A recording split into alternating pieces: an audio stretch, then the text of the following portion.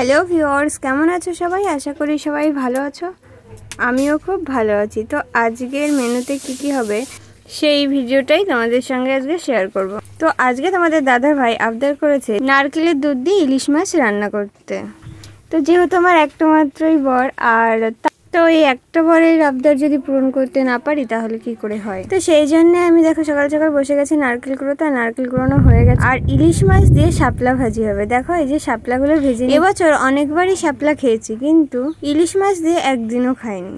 তো ভেবেছিলাম ভিডিওটা পুরো তোমাদের সঙ্গে শেয়ার করব, কিন্তু সেটা তো হলোই না। কেন বলো তো, ক্যামেরা সব সেট করেছি কিন্তু অন করতেই মনে নেই। আমি বারবার দেখছি যে ভিডিও ঠিকঠাক হচ্ছে কিনা, কিন্তু লাস্টে গিয়ে যে ক্যামেরাটাই অন করা হয়নি। এত রাগ হচ্ছিল তখন। কি তো যাই হোক, মাঝে মধ্যে এই যে যেটুকু দেখাচ্ছি দেখো, আর কি বলবো। তো এই যে সর্ষের তেল আর কাঁচা লঙ্কা দিয়েছি একটু।